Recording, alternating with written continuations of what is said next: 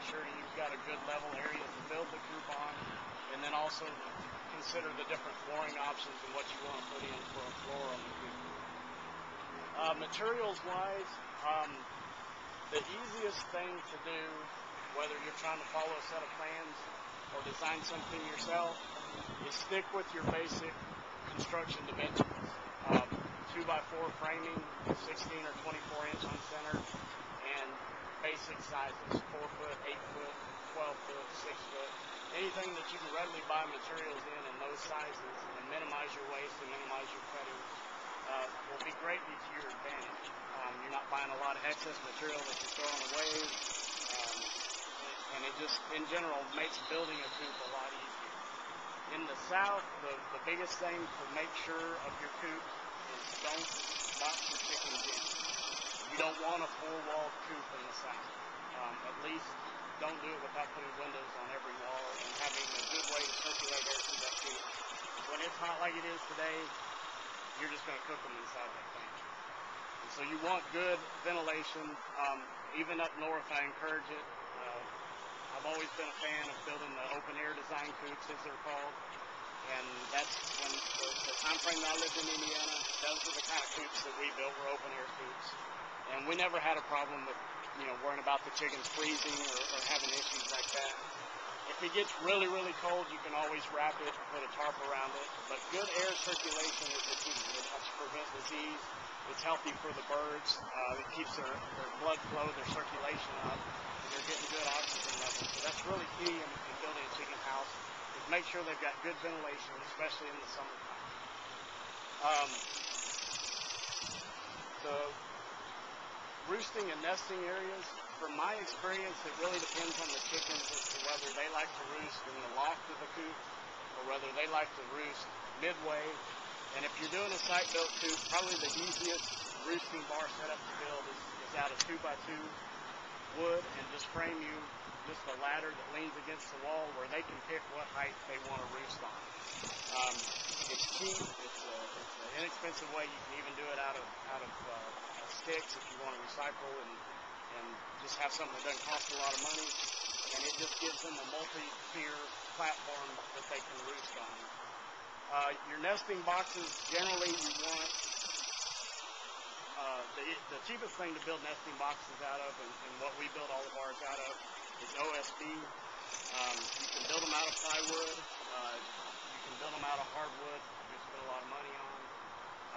But OSB by far is the cheapest, the easiest product to work with, to economically build a set of chicken boxes. If you like the steel ones, I know there's a guy that brought some here today that sells the steel kind, and you can also, they still sell, and you can order those online. We sell plywood prefab boxes as well, and there's several other companies online that sell prefab nesting boxes and things. As far as protecting your chickens from predators, a lot of time, the best thing to do is to try to do a predator assessment before you ever build the coop or have it on site.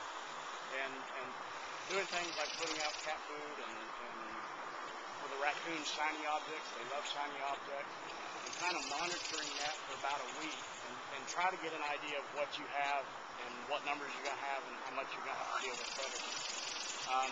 For most of you, probably raccoons are going to be the biggest issue.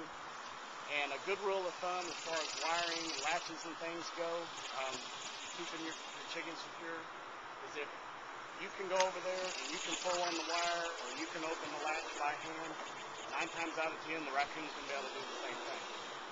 And so as a good rule of thumb, if you can pull the chicken wire apart, which is why most people don't recommend or don't build the chicken wire anymore, because if you can pull it apart, they certainly can. Now, one of the things that we offer, and I recommend a lot too, in areas where you have a lot of predators, is electric fencing. Because by far it's the cheapest way to protect the chickens in a large area, and pretty much nothing's going to get past it, and nothing's going to try to get past it once it's out there. Again, it's an economical way, especially if you have a large coop with a large run. You can run electric fence around that thing and pretty much not have any issues with them whatsoever. Most of the time, the ones that we sell are solar units, so you don't have to worry about the power going out. As long as it's got a decent amount of sunlight on it, it'll keep the system charged up. It's got a battery that'll last for 6 days, and you just don't have any issues that way. It's by far about the cheapest you can go. The hardware cloth wire is about the strongest wire for framing a coop. I did bring our display sample that's got some different wires on it that we use for demonstration purposes. And the 2x4-inch welded wire is an even stronger wire, but the problem with it is raccoons can really get in through that as well. They can pull those wires far enough apart a lot of times that they can reach in and grab chickens. So if anything, do a double layer of wire, hardware cloth and the welded wire, and that way if you got any bigger dogs or anything that come in, they're not going to be able to get through the large wire, and the raccoons can't get through the small wire, and you're probably never going to have an issue with doing that. The summertime, it's very important, as I stated before, good airflow, good air circulation, and water. One of the easiest, cheapest ways to keep the chickens cool in the summertime is set up either what I call sand baths, which can be as simple as a litter pan or a small kiddie pool with sand in it, and you just wet it down where they can go and they can scratch in that sand and they can bed down in that sand during the day. It's moist, it's nice and cool for them, and they'll just love it.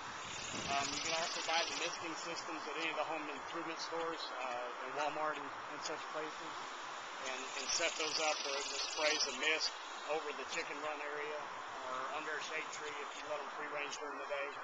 And anytime during the day, they can go back to that cool spot and just cool down. It's a good way to keep them cool. For the most part in the South, they don't really need much wintertime protection. Where we're at in Burnet, it generally gets about 10 degrees cooler than it does in Austin. And for the most part, even when it's been snowing or sleeting out there, my chickens will be out running in the yard versus huddled up trying to stay warm. They'll be out there checking out the snow and still digging and scratching and eating things. And the time that I spent in Indiana, we use the open air design coops and just never had an issue with the chickens ever getting cold as well. So generally in the South, it's not an issue. The main thing, you do want to keep them dry when it's cold. If they get wet and it's cold, then yeah, you can have some issues with them. And the easiest things there, again, if we're going to have a real strong cold front come in, it's going to get down the seam. It's easy enough just to hang a tarp around the coop and even put a heat lamp in the coop to provide them, block the wind and provide them with some additional heating in the wintertime if you're concerned about it. But that's a few of the basics on chicken coop designs. If you have any questions, specific questions or issues that you've run into with building a coop or designing a coop or anything, I'd be more than glad to try to answer any of those questions for you. One thing I will say about a lot of the information you'll find on the internet, most of what I've found is a matter of personal opinion. If you go to any of the education websites, any of the schools or colleges and things, they usually have the only scientific evidence of anything that they're talking about. And so just keep that in mind, because you'll hear, especially if you start asking a lot of questions on the blogs and things, you'll hear all kinds of stories that may or may not apply to you, and a lot of it is from personal opinion rather than fact. So just keep that in mind if you look online for answers or have questions. There's several good books out there on raising poultry that generally will answer a lot of your questions. You can email me anytime, and I'll try to have a lot of people that email us and ask specific questions, and we'll try to keep those answered as well.